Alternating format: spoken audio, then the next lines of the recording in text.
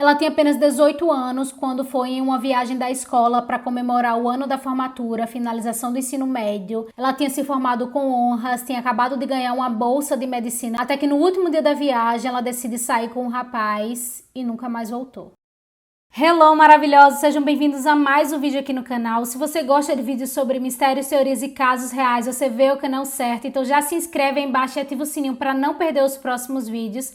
Também já deixa eu curtir agora de início porque me ajuda muito. E se você quiser, me segue nas minhas outras redes, porque lá a gente consegue ter um contato bem mais próximo. Bom, recado dado, então vamos para o caso de hoje.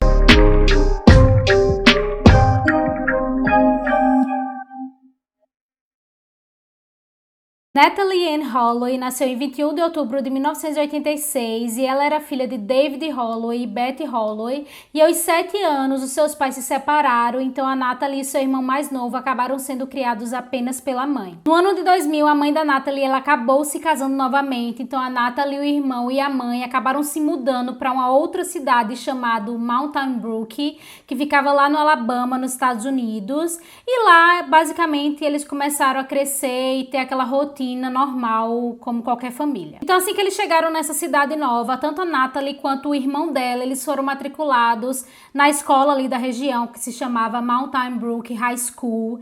Então eles começaram a gostar muito da escola, fazer amizades e basicamente eles passaram todos os anos de estudo deles ali naquela escola. De acordo com parentes e familiares, a Natalie era uma menina muito alegre, muito meiga, muito bonita. Ela era bem envolvida com as atividades da escola. Inclusive ela era bem popular porque ela costumava participar praticamente de todas as atividades escolares e ela também era muito inteligente. A vida seguiu novamente e em 2005 a Natalie já estava com 18 anos, então ela estava prestes a se formar ali no ensino médio, e como ela era uma aluna muito boa, ela tinha notas muito boas, inclusive ela ia se formar com honras, e ela também tinha acabado de receber uma bolsa integral de medicina na Universidade do Alabama, então ela estava simplesmente muito feliz, muito satisfeita, e estava praticamente naqueles últimos meses ali para finalizar aquele ciclo de ensino médio. Então, para finalizar aquele ciclo ali de ensino médio, a Natalie e alguns outros alunos de outras turmas que também iam concluir naquele ano, eles decidiram fazer uma viagem em grupo para passar 5 dias em um hotel all inclusive que ficava lá em Aruba, e esse hotel se chamava Holiday Inn. O Holiday Inn era basicamente um resort enorme com várias piscinas, tinham vários restaurantes, eram vários complexos assim de apartamentos, então era assim uma área gigantesca que tinham vários acessos a diversas praias, então era basicamente tudo que eles queriam ali, era curtir aqueles 5 dias naquele resort. E Aruba é basicamente uma ilha holandesa que fica ali na região do Caribe, uma daquelas ilhas ali. Então assim, um lugar totalmente paradisíaco, com muitos turistas, uma área assim bem diferente mesmo de tudo aquilo que eles já tinham vivido. Então era tudo que eles queriam, né? Um hotel que era tudo incluso, eles podiam fazer o que eles quisessem, numa área totalmente paradisíaca, e era simplesmente o fechamento que eles queriam assim pro ensino médio deles. Então assim, tava todo mundo muito feliz, muito animado, empolgado assim com essa viagem. Então no dia 26 de maio de 2005 foi quando aconteceu a viagem. Então a Natalie e outros 124 alunos, eles embarcaram e foram para Aruba. E assim que eles chegaram no hotel, eles ficaram maravilhados com aquela imensidão, aquela quantidade de piscinas, tudo do mais luxo possível. Então todos ficaram muito empolgados em curtir aqueles 5 dias. Como era uma viagem ali promovida pela escola, então além dos alunos iam alguns adultos, né, claro, para acompanhar aquela viagem. Então iriam 7 funcionários da escola e alguns adultos que eram pais de alguns daqueles alunos que estavam na viagem, mas praticamente ninguém ia ser supervisionado. Qual era a dinâmica quando eles chegassem lá? Meio que todo mundo ia ficar livre, sendo que em alguns horários do dia esses adultos iriam reunir os alunos e fazer um checkpoint para ver se estava todo mundo lá, se estava tudo ok. Então basicamente eles teriam esses 5 dias livres para conhecer as praias que quisessem, ir nos restaurantes que quisessem, aproveitar como quisessem. Porém, naqueles horários específicos, todos tinham que comparecer para fazer o checkpoint, para saber que estava tudo certo. Então, de fato, na prática não tinha uma supervisão direta, mas tinha esse checkpoint em alguns momentos estratégicos do dia. Como praticamente todos os jovens que foram ali naquela viagem já tinham mais de 18 anos e como a maioridade em Aruba seria a partir dos 18 anos, então praticamente todos tinham acesso a bebidas, drinks. Então, como o hotel ele era all inclusive, então todos conseguiam acesso a praticamente tudo, aos bares, às bebidas, às comidas. Então, praticamente aqueles dias foram regados de muita bebedeira, muita farra, adolescentes. Então, um ia pro quarto do outro, tinha relações inclusive. Então, se tornou aquele clima extremamente caótico de adolescentes bebendo de forma livre, como se fossem adultos pela primeira vez, já que nos Estados Unidos eles ainda eram considerados menor de idade, então a maioria deles nem conseguia ter acesso à bebida de forma facilitada. Já em Aruba, essa facilidade era muito mais tranquila, já que a maioridade seria a partir dos 18, então meio que eles se consideraram ali no paraíso, porque eles tinham acesso a praticamente tudo. E com a Natalie não foi diferente, então ela e os amigos dela estavam todos ali também naquele ciclo de bebedeira, inclusive alguns amigos dela até falaram que a Natalie estava bebendo muito naqueles dias e tinha dia até que ela nem aparecia pro café da manhã porque ela estava de ressaca da noite anterior. Então meio que tava todo mundo assim nesse clima de virar noite, de bebedeira, de festa, de farra.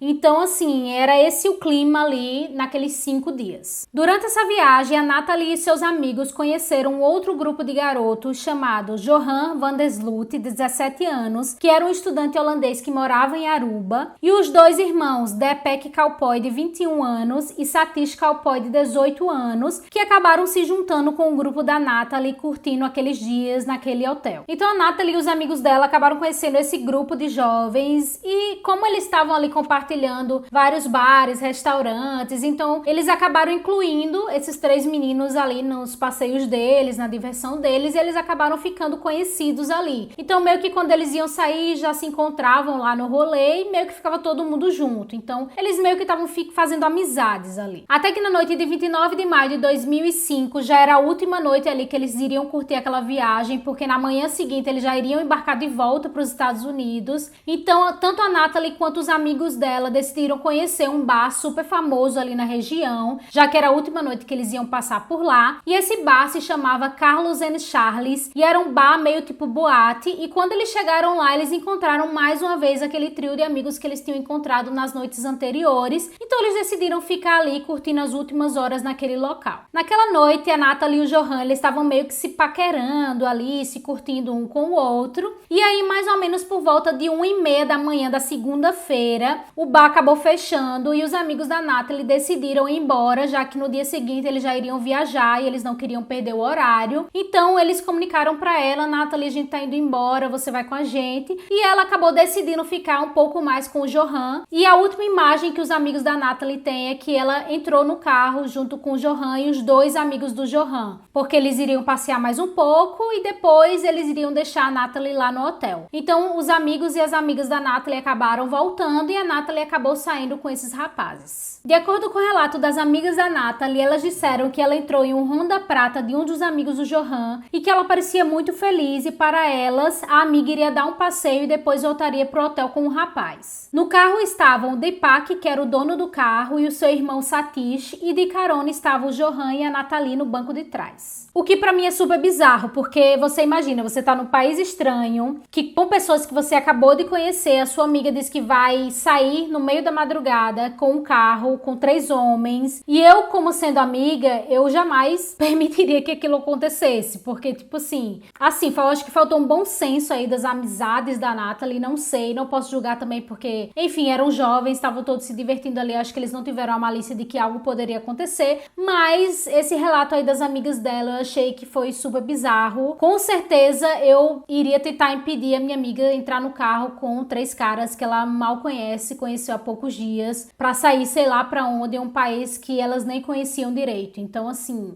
eu já achei tudo bem bizarro já daí. No dia seguinte já era esse dia de fazer a viagem, logo pela manhã. Então depois do café da manhã os alunos começaram a se reunir ali no lobby do hotel para fazer check-out, fazer conferência, todo aquele procedimento. Então os amigos da Natalie acabaram percebendo que a menina não chegou lá, já estava bem próximo do horário que eles iriam pro aeroporto. Então eles acabaram ficando preocupados, mas imaginaram que ela tinha chegado muito tarde da noite anterior e que provavelmente ela teria dormido e passado do horário. Então eles logo decidiram ir pro apartamento que ela estava hospedada para ver se ela estava lá, para chamar ela e correr ali naquele processo, porque eles já estavam indo embora. Assim que eles chegam no quarto da Natalie, eles já percebem que os pertences da menina estavam lá intactos, não tinha nada guardado ainda. Então eles já acham bem estranhos, ela não estava ali dormindo. Então eles começam a procurar no quarto, no banheiro, para ver se ela tá por lá. E quando eles não encontram a Natalie, eles começam a percorrer o hotel para ver se ela tinha ido para alguma piscina, para alguma área de lazer. E depois de muito procurar, eles acabam não encontrando a Natalie. Então eles retornam e vão em busca daqueles responsáveis ali pela viagem para dizer que a Natalie não estava lá e que provavelmente ela não tinha voltado do passeio na noite anterior. Então eles comunicam para os organizadores que eles tinham saído para o Batal, eles contam que saíram com um grupo de rapazes, que a Natalie tinha ficado com esses 3 rapazes e que os demais tinham ido embora. Então os organizadores já ficam muito receosos, né, desesperados ali porque a menina não voltou. Inclusive eles pedem ajuda da recepção para ver se a menina tinha dado check-in novamente no horário da madrugada, e eles perceberam que a Natalie não tinha voltado naquela madrugada. Então os organizadores rapidamente acionam a polícia para comunicar o desaparecimento da menina e relatar o que eles sabiam da história,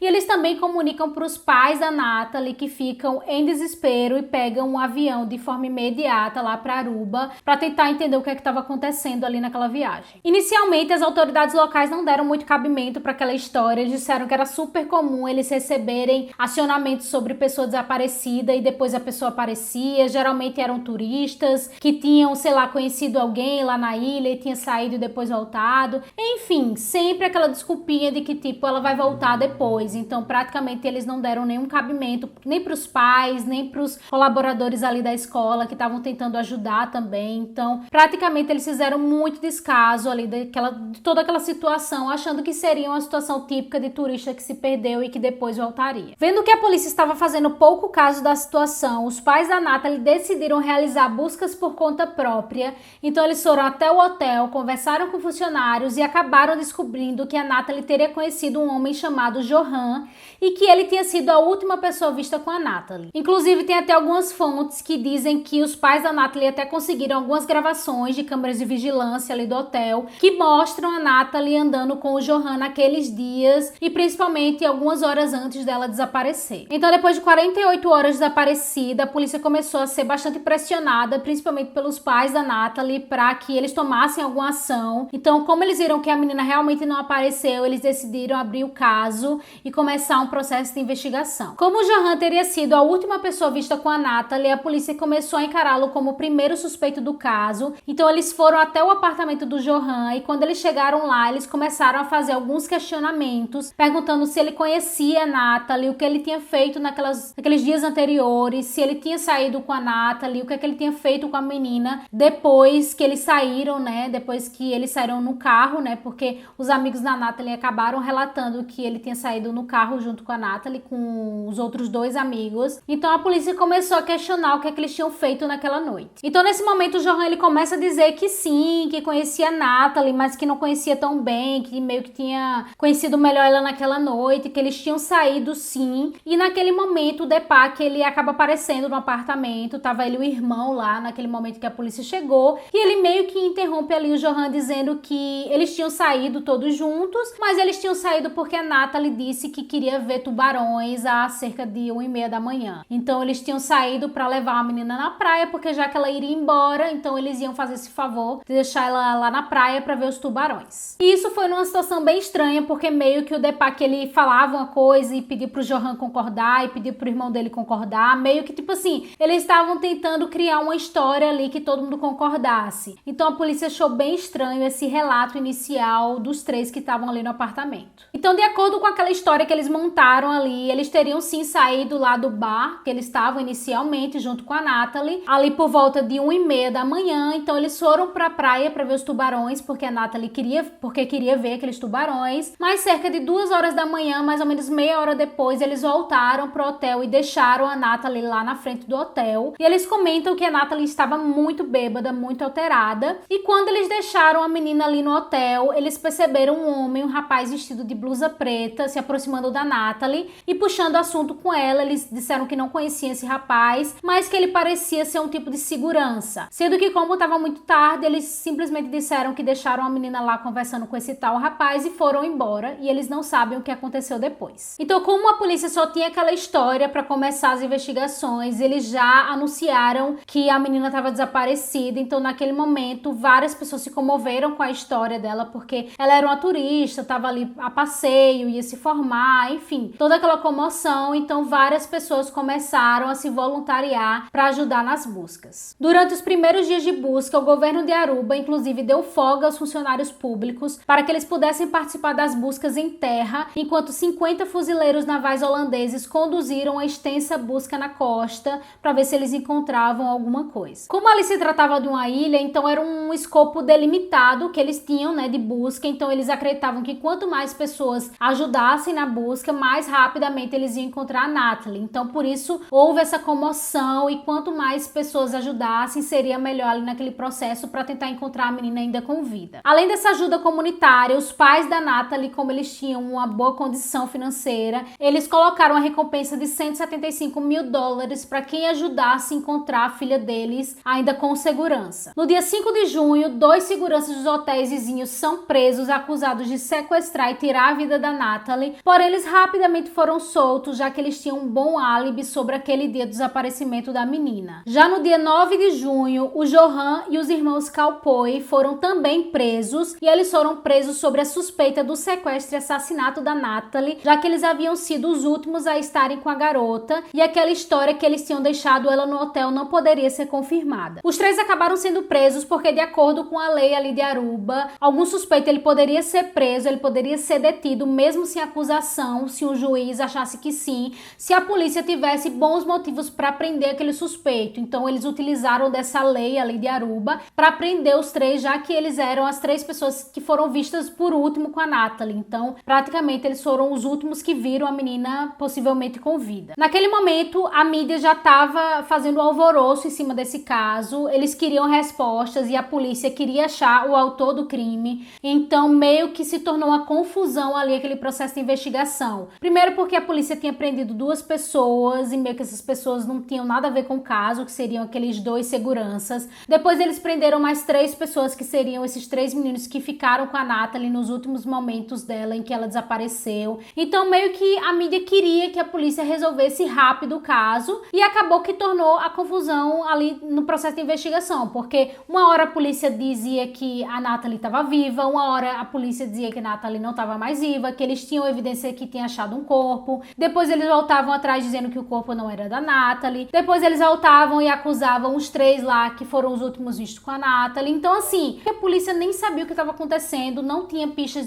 do que de fato tinha acontecido com a Natalie, porém eles ficavam naquele jogo com a mídia de querer dar respostas, mesmo sem ter aquelas respostas de fato. Então acabou que o caso ficou sempre no burburinho ali da mídia, tudo que acontecia era relatado na mídia. Inclusive, durante esse processo, eles começaram a pegar diversos depoimentos dos 3 ali, dos 2 irmãos e do Johan, e sempre eles estavam meio que mudando a história, então eles não conseguiam confirmar nenhuma daquelas histórias, e chegou no momento em que meio que os 2 irmãos estavam acusando o Johan de ter ficado com a Natalie, e no depoimento o Johan acusava de ter deixado a Natalie com os 2 irmãos, e então meio que ficava naquela dualidade, porém a polícia não conseguia confirmar nenhuma das histórias. Para os familiares da Natalie, os 3 estavam envolvidos no desaparecimento da menina, porém, 4 de julho, os irmãos foram soltos, porque a polícia acreditava que, na verdade, apenas o Johan estava envolvido no desaparecimento da moça, e os irmãos não tinham participação nenhuma naquele caso. Então, depois de 2 meses de busca, sem sucesso a respeito do caso, nenhuma pista sobre a Natalie, nenhuma pista sobre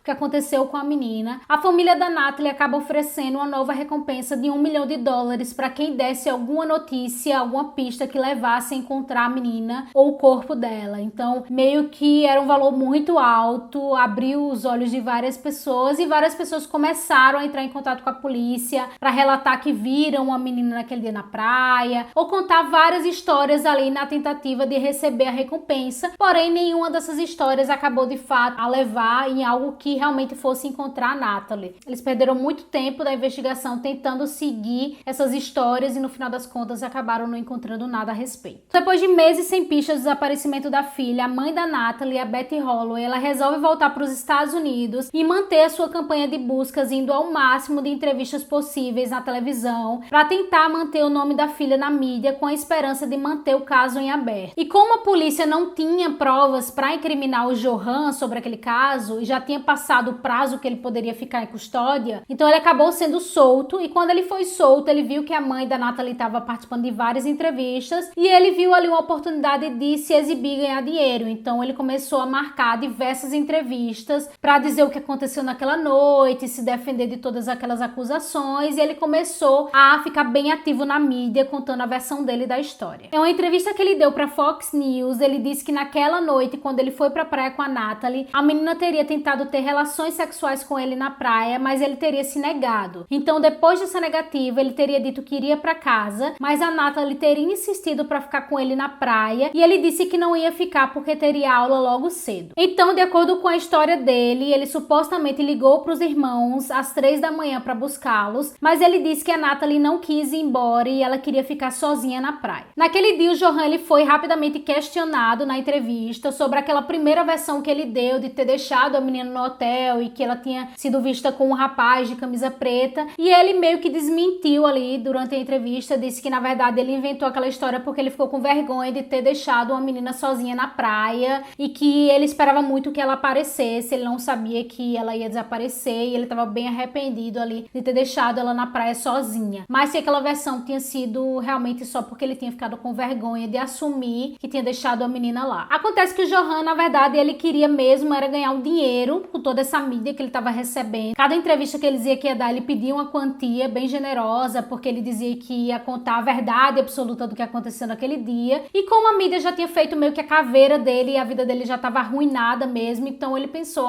já que já tá tudo arruinado, então vou surfar aqui nessa mídia e vou começar a contar as versões que eu quiser contar, porque todo mundo vai parar pra me ouvir. Porque acabou sendo um caso assim gigantesco, foi um caso super misterioso, não tinha corpo, ninguém sabia da Natalie, ninguém tinha prova que os rapazes tinham participado daquele caso, daquele crime, que eles tinham feito algo, ninguém absolutamente tinha pista de nada. Então foi um caso assim totalmente misterioso pra polícia e todo mundo queria saber o que de fato tinha acontecido naquela noite. E lá tava o Johan disponível pra contar o que de fato tinha acontecido naquela noite nas versões dele. Então ele aproveitou todo esse hype aí da mídia em cima da história pra conseguir bastante dinheiro contando as suas supostas versões. A polícia permaneceu com as buscas da Natalie em aberto até 2006, até que o caso foi arquivado por falta de novas pistas, e com o encerramento do caso, a polícia comunicou que a Natalie provavelmente não teria sido assassinada e provavelmente ela teria tido uma overdose, alguém encontrou o corpo e acabou escondendo o corpo por ter ficado nervoso com a situação. Então essa foi a conclusão ali que a polícia teve sobre o caso, que não tinha sido um homicídio, mas que teria sido um acidente,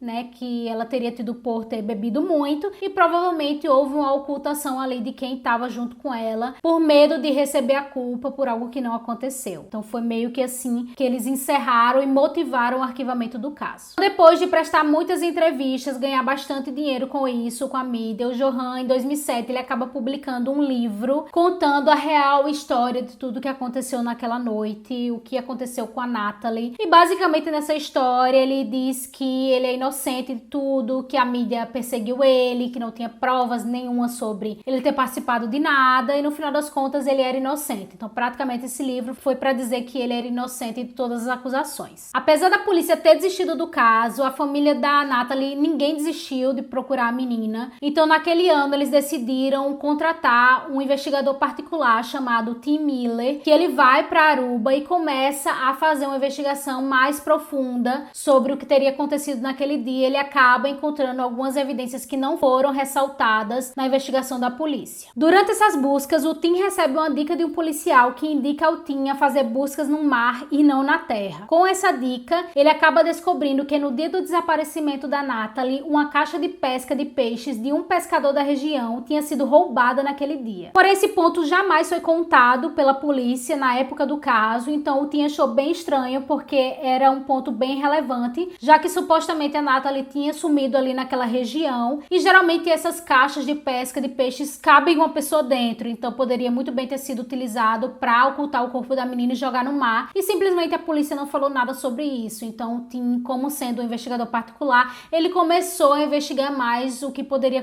ter acontecido com aquela caixa de peixes, se o corpo da menina poderia ter sido colocado lá e jogado no mar. Então o Tim começa a investigar a rota onde aquela aquelas caixas de pescas foram jogadas naquela noite e ele encontra uma caixa de pesca afundada no mar e ele acredita que o corpo da Natalie estivesse dentro dessa caixa. Porém, ao descer com mergulhadores, eles não encontram nada, inclusive não encontram a ossada, não encontram nada. Realmente era a caixa simplesmente presa ali no fundo do mar. Então, depois de mais 2 anos com esse detetive particular, eles acabam desistindo de buscar a Natalie porque os recursos financeiros acabam acabando. Então, realmente, eles acabam desistindo de ficar lá em Aruba, né? Porque eles viajavam para Aruba, os pais da Natalie viajavam para Aruba, voltavam, então ficava sempre fazendo esse percurso aí para tentar encontrar novas pistas sobre o desaparecimento da menina. Porém, depois de 2 anos, eles não conseguiram encontrar nada, eles decidiram ficar com a campanha deles só nos Estados Unidos, porque eles já não tinham mais dinheiro para financiar essa busca. Durante esses anos, o Johan contou diversas versões sobre o caso, supostamente teria confessado o assassinato da Natalie algumas vezes, porém, quando ele era confrontado com a história, com a polícia, ele dizia que era brincadeira e que ninguém tinha prova realmente que ele tinha feito algo do tipo. Inclusive, em uma dessas versões que ele conta que a Natalie teria morrido depois de eles terem relações e ela passa mal, e nessa situação um amigo teria se oferecido para se desfazer do corpo dela. Então, assim, ele realmente estava tirando onda da situação, do sofrimento das pessoas, desrespeitando a menina que provavelmente já tinha morrido. Então, assim, ele ficava contando histórias bizarras sobre a menina, que ela tinha morrido de um jeito, que ela tinha morrido de outro jeito. E simplesmente no final das contas ele dizia, não, tô brincando, ninguém tem prova sobre isso. Então era meio que assim que ele agia diante dessa situação. Inclusive ele chegou até a contar uma história bizarra de que ele tinha saído naquele dia com a Natalie, mas ele tinha sequestrado ela e tinha vendido para um grupo de pessoas que traficavam mulheres para ser escrava sexual. Porém, depois de ser confrontado, ele simplesmente negou novamente, disse que era brincadeira e que ninguém podia provar nada. Como sempre, né? Como sempre ele fazia. Até que em 2010, o Johan ele já estava sendo esquecido pela mídia, já estava sem grana. Então ele liga pro advogado da família da Natalie, que ainda estava naquele processo de busca nos Estados Unidos, né? Tentando ajudar nessas buscas, manter o nome da Natalie em pé, manter o nome dela vivo. E ele diz que vai contar para a família onde é que tá o corpo da Natalie, onde o corpo dela foi enterrado, se eles dessem uma quantia no valor de $250 mil. Então a família fica super chocada com aquilo tudo. Porém, eles aceitam, né? Porque eles já sabiam meio que a Natalie provavelmente não seria mais encontrada com vida. Então eles queriam realmente fechar esse ciclo, encontrar o corpo da menina. E eles acabam aceitando, porém o advogado entra em contato com o FBI. O FBI já estava ciente, né, de todas essas buscas. Inclusive o FBI fez bastante essa ponte, né? Tentou ajudar no processo de buscas quando aconteceu o caso. Então o FBI ele ajuda nesse trâmite, né? De levar a família para lá para tentar encontrar esse corpo, né? Só que quando eles chegam lá, o Johan ele diz que só vai mostrar se eles dessem 10% do valor, que seria cerca de $25 mil, antecipadamente, para que ele pudesse mostrar e ele recebesse o dinheiro no final. E aí quando o advogado ele vai lá pro local onde o Johan diz, ele diz que o pai dele, que já tinha morrido naquela época, quem tinha enterrado o corpo da Natalie em uma casa que eles estavam construindo ali na época. Então o terreno estava meio que sem construção, eles tinham enterrado o corpo da Natalie lá, o pai dele, no caso, tinha enterrado o corpo da Natalie lá, e era lá que estaria a ossada dela, só que eles acabaram pesquisando e descobriram que aquela casa ela já tinha sido construída muito tempo antes do caso acontecer, então era mentira dele, mais uma vez ele estava mentindo sobre o caso, ele só queria tirar dinheiro da família. Como se tratava de mais uma mentira do Johan, ele pegou o dinheiro e fugiu pro Peru, né, aqueles $25 mil,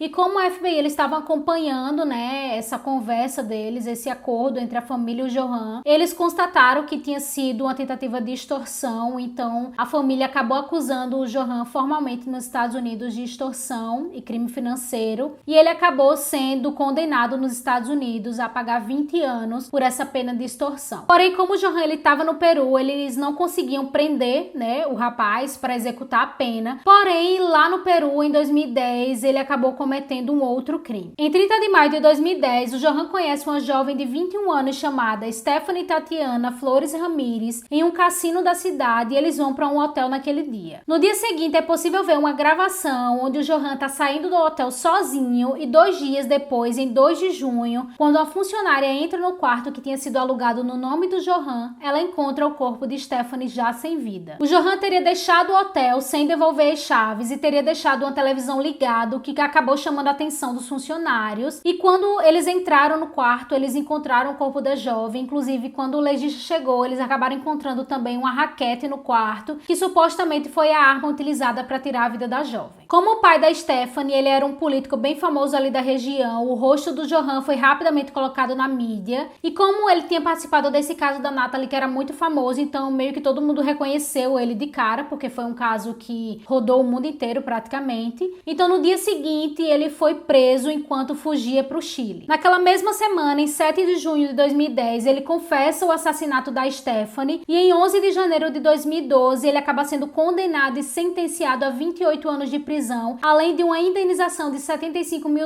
para a família da moça. Além disso, em 2021, o Johan foi acusado de traficar drogas para dentro da prisão onde ele estava detido, acrescentando mais 18 anos na sua pena. E aí que acontece uma reviravolta nesse caso. Depois de 18 anos, na tentativa de aliviar um pouco a sua pena, o Johan ele acaba confessando o assassinato da Natalie lá em 2005. De acordo com a própria confissão do Johan, ele e a Natalie teriam saído de uma festa naquela noite e ido até uma praia. Ao chegar lá, ela teria recusado de ter relações sexuais com o Johan, então acabou dando um golpe na virilha do rapaz quando ele continuou com as investidas. Então o Johan ficou com raiva e desferiu um chute na cabeça da Natalie, que acabou desmaiando, e em seguida ele bateu nela com um bloco de concreto. De acordo com o Johan, ele quebrou a cabeça dela completamente e depois do crime jogou o corpo da jovem no mar. Depois da confissão, o governo do Peru concordou em um acordo com os Estados Unidos de extraditar o Johan para que ele fosse julgado nos Estados Unidos, e lá ele acabou sendo julgado por aquela pena lá que ele recebeu de 20 anos por extorsão aos pais da Natalie, que foram levados em consideração a confissão dele também do assassinato. Então, quando a juíza ela colocou essa pena de 20 anos, foi também considerando a confissão, apesar de que eles não têm jurisprudência para acusá-lo do assassinato, já que não